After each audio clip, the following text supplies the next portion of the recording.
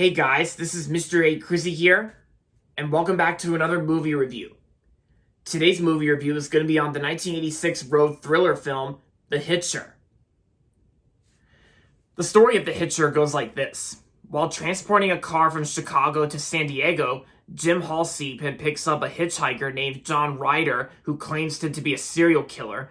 After a daring escape, Jim hopes to never see Ryder again, but when he witnesses the hitchhiker murdering an entire family, Jim pursues Ryder with the help of truck stop waitress Nash, pitting the rivals against each other in a deadly series of car chases and brutal murders. And pretty much, Jim Halsey has to do whatever he can to try and stop John Ryder from stalking him. And there you go. So, I recently watched this movie on HBO Max. This movie was streaming on HBO Max since the company HBO Pictures made this film, HBO Films, and TriStar Pictures also made this film too. And this movie was actually one of TriStar's earliest movies that came out in the 80s, after TriStar Pictures was founded. And this movie was actually one of TriStar's earliest movies from 1986. This movie came out in February of 1986, which was during the early months of 1986. And so, and the movie itself, since this movie plays out as a road thriller film, a road action thriller film, there are some times where this movie does get very scary because it almost kind of feels like a horror movie a little bit because that's the point of The Hitcher. It's like how the actors in this movie, the acting performances. When it comes to the acting performances, I think the acting performances in The Hitcher were all pretty good. And the music itself is pretty cool too in terms of thriller horror films, and especially for road films like this. And C. Thomas Howell, who plays Jim Halsey, I actually think he did a pretty good job playing the character Jim Halsey. And John Ryder who's the villain of this movie, played by Rutger Hauer. I thought he did a pretty good job playing John Ryder in this film, who's basically the villain of this film, who's basically playing out as a murderous stalker. Excuse me. And of course the girl actress who plays Nash, Jennifer Jason Leigh, I gotta say she did a pretty good job as well.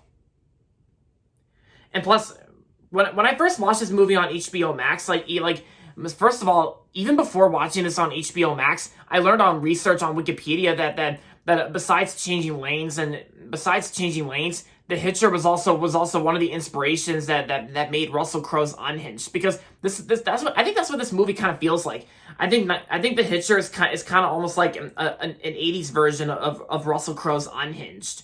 Because it's kind of similar to Unhinged a little bit when you think about it, because it's about a guy named Jim Halsey who's trying his best to stop a murderous stalker named John Ryder, and he has to do whatever he can to try and stop him from stalking and murdering people. Because that's what The Hitcher kind of feels like. The Hitcher is kind of almost like a 1986 version of Russell Crowe's Unhinged that came out in 2020. And it's kind of almost like a road rage film when you think about it, because there's explosions in this film. And oh yeah, and the music score was actually done by Mark Ashame. I kind of know Mark Ashame, that he has done music scores for other films these days.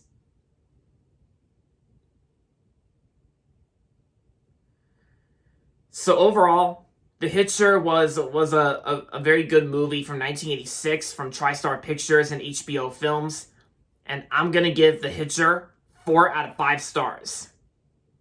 Yep, that's my best rating, 4 out of 5. So if you have HBO Max and if you haven't seen The Hitcher yet, then I say give this movie a watch if you want. So there you have it, guys. That's going to be it for my movie review on The Hitcher, and that's going to be it for this video. So make sure to give this video a thumbs up and subscribe to my channel if you haven't yet. And as always, thanks for watching, and until next time, this is Mr. A. Crizzy saying goodbye, everybody, and that's about it.